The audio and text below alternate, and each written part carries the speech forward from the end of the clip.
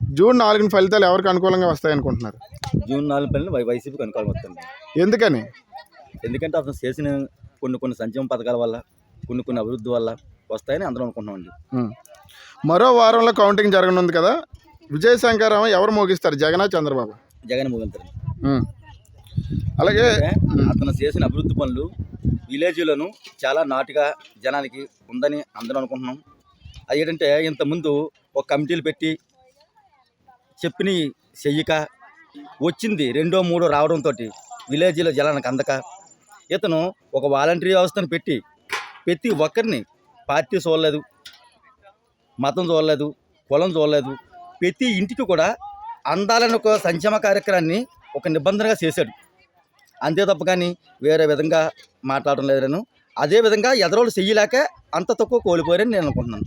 Okay, ఇక చూస్తే గ్రామీణ ప్రాంతాల్లో పోలింగ్ ఎక్కువ జరిగింది కదా, ఏ పార్టీకి అనుకూలంగా ఉందనుకుంటున్నారు? వైసీపీకి అనుకూలంగా ఉంది.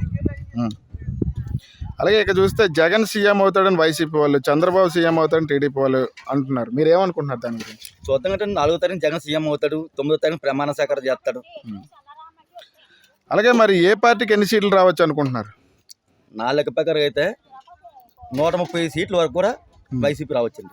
ఎందుకు రావచ్చు 135 సీట్లు? ఎందుకంటే అతను విలేజ్లోను ఒక మెడికల్ క్యాంప్ కానీ అదేవిధంగా ప్రతి ఒక్కరికి కూడా ఆ రైతు భరోసా కేంద్రాలు, నాడు తిరగా స్కూళ్ళు, అలాగే సచివాలయాలు, బిల్డింగ్లు, అదేవిధంగా ఇప్పుడు స్కూల్ పిల్లలకి ఇదేంటంటే సర్టిఫికెట్లు కావాలంటే ఇంతకుముందు ఎంఆర్ ఆఫీస్కి వెళ్ళి వాటిని తేడానికి కూడా నాన్న ఇబ్బంది పడేటటువంటి కార్యక్రమాలు పడ్డారు.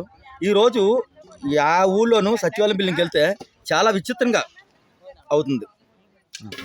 మరి ఇక చూస్తే మరి వాలంటరీ వ్యవస్థ ఎలా పనిచేశారు వాళ్ళు?